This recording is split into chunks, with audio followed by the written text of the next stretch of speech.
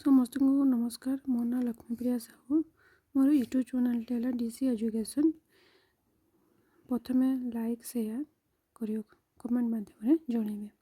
आज आम दशम श्रेणी द्वितीय अनुच्छेद विषय को पढ़े सत् निमित्त बरम त्याग। या आगुरी आम प्रथम विषय को पढ़ी थे। आज आम द्वितीय विषय को पढ़े। देखु देजी कौन ना पूरा बोधिसत ब्राह्मण कूले जात से अत्यंत मेधावी। पूरा माने पूर्व काल रे, बोधिसत माने ब्राह्मण कूल जात से अत्यंत मेधावी। माने पूर्व काल रे बोधिसत नाम रे ब्राह्मण कूल जड़े जात होता से अत्यंत मेधावी अटे, माने बुद्धिमान अटे। अल्पेन कालेन सकलाः विद्याः अधीतवान्। अल्पेन माने अल्प, कालेन माने समय, सकलाः माने समग्र, विद्या माने विद्या, अधीतवान् माने अध्ययन करथिले। अल्प समय मध्यरे सबु विद्या को अध्ययन करथिले। किए करुथिले ना बोधिसत्व। पूर्व काल रे किए करुथिला जे बोधिसत्व करुथिला। अध्ययनात् परम संसार सुख त्यक्त्वा स वनप्रस्थम् अकरोत्।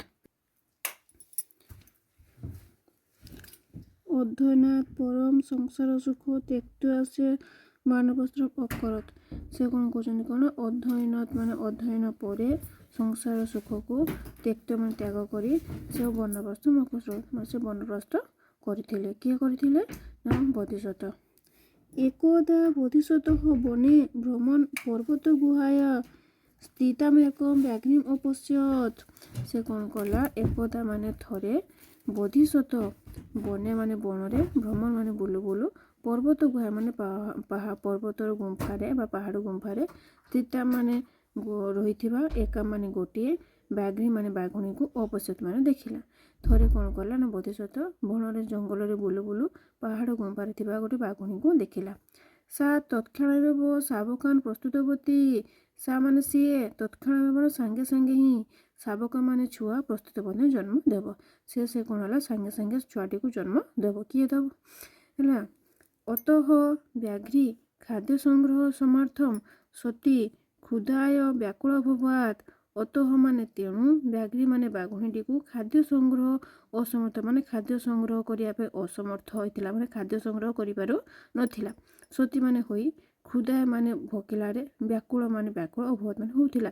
तेणु से कौन है अतः व्याघ्री खाद्य संग्रहार्थम असमर्थ सती क्षुधाया व्याकुल भवत।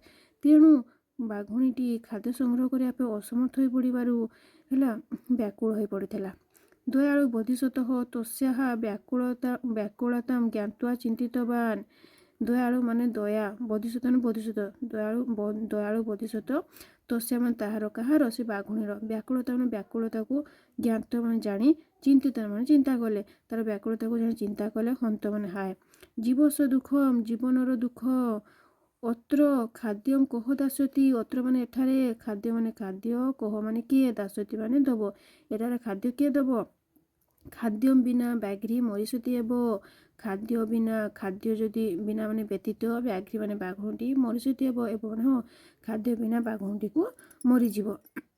मम इदम अनित्यम शरीरम वृथा भविष्यति। मम माने मोर, इदम माने यही, अनित्य माने अनित्य, शरीर माने शरीरटी वृथा भविष्यति ताने मोर ये शरीरटी कौन हेब वृथा हेब। अतः मम शरीरेण व्याघ्रः जीवनम रक्षिष्यामि। अतः माने तेणु, मम माने मोर, शरीर माने शरीर द्वारा, व्याघ्र माने बाघुणीटी जीवन रक्षा माने जीवन रक्षा पाइब। तेणु जदि मो शरीरटी बाघुणीर जीवन रक्षा पाइब। इति माने निश्चिंत सह महात्मा बाघ्री समीपम गतः। इति माने बोली, निश्चित माने निश्चित होई, स महात्मा से महात्मा व्याघ्री समीप ने बाघुणी निकट को गत माने गला। किए गला ना बोधिसत्व गला। व्याघ्री अपि त्वं भुक्त्वा तृप्ता जाता।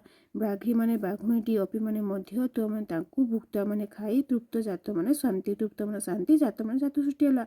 व्याघ्री अपि त्वं भुक्त्वा तृप्ता जात। बाघुणी मध्य कौन हला ना से बोधिसत्व को खाई शांति लाभ हला। एवं भगवान ବୃଦ୍ଧ ଶତବାରଂ ପରାର୍ଥେ ପ୍ରାଣ ତ୍ୟକ୍ତବାନ ଏବଂ ମାନେ ଭଗବାନ ବୃଦ୍ଧ ଶତବାର ମାନେ 100 ଥର ପରାର୍ଥ ମାନେ ଅନ୍ୟମାନଙ୍କ ପାଇଁ ପ୍ରାଣ ମାନେ ଜୀବନକୁ ତ୍ୟକ୍ତବାନ ତ୍ୟାଗ କଲେ ଏବଂ ଭଗବାନ ବୃଦ୍ଧ ଶତବାରଂ ପରାର୍ଥେ ପ୍ରାଣ ତ୍ୟକ୍ତବାନ ଏହିପରି ଭାବରେ ଭଗବାନ ବୃଦ୍ଧ 100 ଥର ପ୍ରାଣକୁ ତ୍ୟାଗ କରିଛନ୍ତି ବା ପ୍ରାଣ ଦେଲେ। ତାପରେ ସାଧୁକ୍ତ ମାନେ ସାଧୁ ଉକ୍ତମ ସାଧୁ ମାନେ କହିଛନ୍ତି ଧନାନି ଜୀବିତମ ଚୈବ ପରାର୍ଥେ ପ୍ରାଜ୍ଞ ଉତ୍ସୃଗତେ ସତ୍ ନିମିତ୍ତେ ବରଂ ତ୍ୟାଗ ବିନାଶ ନିୟତ ସତି। ଧନାନି ଜୀବିତ ମାନେ ଧନ ଜୀବନ ଯୁକ୍ତ ହେବ ଚୈବ ହେଲେ ମାନେ ମଧ୍ୟ ଏବଂ ପରାର୍ଥ ମାନେ ପରମାନଙ୍କ ପାଇଁ ପ୍ରାଜ୍ଞ ମାନେ ବିଜ୍ଞ ବ୍ୟକ୍ତି ଲୋକମାନେ ଉତ୍ସର୍ଗ କରନ୍ତି। ଧନ ଜୀବନ ହେଲା ଧନାନି ଜୀବିତମ ଚୈବ ପରାର୍ଥେ ପ୍ରାଜ୍ଞ ଉତ୍ସୃଗତେ ଧନ ଜୀବନ ପର ଲୋକମାନଙ୍କ ପାଇଁ ଉତ୍ସର୍ଗ କରନ୍ତି ବା ଉତ୍ସର୍ଗ କରନ୍ତି। କେଉଁ ଲୋକମାନେ କରନ୍ତି ନା ଜ୍ଞାନୀ ଲୋକମାନେ। ସତ୍ ନିମିତ୍ତେ ବରଂ ତ୍ୟାଗ ବିନାଶ ନିହତ ସତୀ। ସତ୍ ନିମିତ୍ତ ମାନେ ଠିକ ନିମନ୍ତରେ ବରଂ ଶ୍ରେଷ୍ଠ ତ୍ୟାଗ ମାନେ ତ୍ୟାଗ ହେଉଛି ଶ୍ରେଷ୍ଠ ଅଟେ କିନ୍ତୁ ଠିକ ବାଟରେ ଆମେ ତ୍ୟାଗ କରିବା ଉଚିତ। ବିନାଶ ନିହତ ସତୀ ନହେଲେ ବିନାଶ ହବ ବା ଆମ କ'ଣ ହେଉଛି ନା ସତ୍ କାର୍ଯ୍ୟ ନିମନ୍ତେ ନିଶ୍ଚିତ ବିନାଶ ଲଭୁଥିବା କ୍ଷଣଭଙ୍ଗୁର ଶରୀରକୁ ତ୍ୟାଗ କରିବା ଉଚିତ। ତାହେଲେ ଆଜି ଆମେ ସତ୍ ନିମିତ୍ତ ବରଂ ତ୍ୟାଗ ବିଷୟଟିକୁ ଆମେ ପଢ଼ିଲେ ପିଲାମାନେ ବିଷୟବସ୍ତୁଟିକୁ ୟାର ଶବ୍ଦାର୍ଥ ବା ଆମର ସନ୍ଧି ବିଚ୍ଛେଦ ଗୁଡ଼ାକ ମୁଁ ଆପଣଙ୍କୁ ବା ୟା ପରେ ଡିସ୍କସନ୍ କରିବା ପାଇଁ ୟାପରେ ମୁଁ କହିବି। ଏବେ ହେଉଛି ଆମେ କ'ଣ କରିବା ନା ପ୍ରଶ୍ନ ଉତ୍ତର ଗୁଡ଼ାକ ଆଲୋଚନା କରିବା। ଦେଖନ୍ତୁ 1 ନମ୍ବର ଦେଇଛି କ'ଣ ସଂକ୍ଷିପ୍ତ ଉତ୍ତର ଲେଖ ତ ସଂକ୍ଷେପର ଉତ୍ତର ଲେଖ। ବୋଧିସତଃ କଦା ବାନପ୍ରସ୍ଥ ଅକରୋତ୍। ବୋଧିସତ ମାନେ ବୋଧିସତ କଦା ମାନେ କେତେବେଳେ ବାନପ୍ରସ୍ଥ ମାନେ ବାନପ୍ରସ୍ଥ ଅକରୋତ୍ ମାନେ କରୁଥିଲା। ବୋଧିସତ କେତେବେଳେ ବାନପ୍ରସ୍ଥ କରୁଥିଲା ନା ଅଧ୍ୟୟନ ପରେ ସଂସାର ସୁଖକୁ ତ୍ୟାଗ କରି ବୋଧିସତ ବାନପ୍ରସ୍ଥ କରୁଥିଲା। ବା ଆମର ଏଠି କ'ଣ ଦେଇଛି ଦେଖିବା ନା କେତେବେଳେ କରୁଥିଲା ନା ଅଧ୍ୟୟନାତ୍ ପରଂ ସଂସାର ସୁଖ ତ୍ୟକ୍ତା ବାନପ୍ରସ୍ଥ ଅକରୋତ୍। ଏଇଟା ଆମେ ଲେଖିପାରିବା ସଂସ୍କୃତରେ ନହେଲେ ତାକୁ ଆମେ ଓଡ଼ିଆରେ କ'ଣ ଲେଖିପାରିବା ନା ଅଧ୍ୟୟନ ପରେ ସଂସାର ସୁଖ ତ୍ୟାଗ କରି ବୋଧିସତ ବାନପ୍ରସ୍ଥ କରିଥିଲେ। ତାପରେ 2 ନମ୍ବର କ୍ୱେଶ୍ଚନ୍ ଦେଇଛି କ'ଣ ନା ବନେ ଭ୍ରମଣ ବୋଧିସତ କିମ୍ ଅପଶ୍ୟତ୍। ବନେ ଭ୍ରମଣ ବୋଧିସତ କିମ୍ ଅପଶ୍ୟତ୍। ବଣରେ ବୁଲୁ ବୁଲୁ ବୋଧିସତ କିମ୍ ଅପଶ୍ୟତ୍ ମାନେ କ'ଣ ଦେଖିଲା। ବଣରେ ବୁଲୁ ବୁଲୁ କ'ଣ ଦେଖିଲା ନା ବୋଧିସତ ବଣରେ ପରିଭ୍ରମଣ କରୁଥିବା ସମୟରେ ପର୍ବତ ଗୁହାରେ ଥିବା ଗୋଟିଏ ବାଘ୍ରୀକୁ ଦେଖିଥିଲା ଯିଏ ସଙ୍ଗେ ସଙ୍ଗେ ଶାବକ ଗୁଡ଼ିକୁ ଜନ୍ମ କରିଥିଲା। କଥମ ବ୍ୟାଘ୍ରୀ ବ୍ୟାକୁଳ ଭବତ୍ ହେଲା।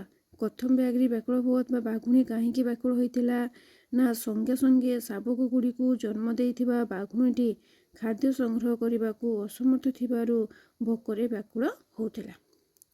ତାପରେ ବ୍ୟାଘ୍ର ଅସହାୟତା ଦୃଷ୍ଟ୍ୟା ବୋଧିସତ କିମ୍ ଚିନ୍ତିତବାନ।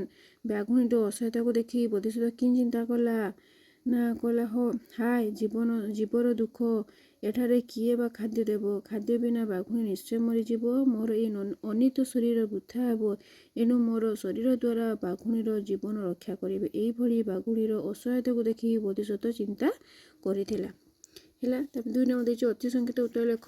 ବ୍ୟାଘ୍ରୀ କୁତ୍ର ଆସିତ୍। ବ୍ୟାଘ୍ରୀ କେଉଁଠି ଥିଲା ପର୍ବତ ଗୁହାରରେ ଥିଲା। ମହାତ୍ମା ବୋଧିସତ କୁତ୍ର ଗତ। ମହାତ୍ମା ବୋଧିସତ କେଉଁଠାକୁ ଗଲା ନା ମହାତ୍ମା ବୋଧିସତ କ୍ଷୁଧା ପୀଡ଼ିତାର ବାଘୁଣୀ ନିକଟକୁ ଯାଇଥିଲା। ବାଘ୍ରୀ କଥମ ତୃପ୍ତଜାତା। ବାଘ୍ରୀ କିପରି ତୃପ୍ତ ଜାତି ହେଲା ବା ଶାନ୍ତି ହେଲା ନା ବାଘ୍ରୀ କାହାକୁ ବୋଧିସତକୁ ଖାଇ ତୃପ୍ତି ଲାଭ କଲା। ବୁଦ୍ଧ କତିବାର ପ୍ରାଣ ତ୍ୟକ୍ତବାନ। ବୁଦ୍ଧ କତିବାର 100 ବା 100 ଥର। ଭଗବାନ ବୁଦ୍ଧ ଅନ୍ୟର ମଙ୍ଗଳ ପାଇଁ 100 ଥର ପ୍ରାଣ ତ୍ୟାଗ କରିଥିଲେ। ଧନାନି ଜୀବିତମ୍ ଚକିମ୍ ନିମିତ୍ତ ଉତ୍ସୃଗତେ। ଧନ ଜୀବନ ହେଲା କାହା ନିମିତ୍ତ ଉତ୍ସର୍ଗ କରିବା ଦରକାର ନା ବିଜ୍ଞ ବ୍ୟକ୍ତି ଲୋକମାନଙ୍କ ନିକଟରେ ଜୀବନକୁ ତ୍ୟାଗ କରିବା ଉଚିତ। ତାହେଲେ ଆଜି ଆମେ କ'ଣ କଲେ ନା ସତ୍ ନିମିତ୍ତ ବରଂ ତ୍ୟାଗ ବିଷୟଟିକୁ ଭଲ ଭାବରେ ପଢ଼ିଲେ ବା ଆଉ କେଉଁଠି କ'ଣ ଅସୁବିଧା ଅଛି ପିଲାମାନେ ଜଣାଇବେ।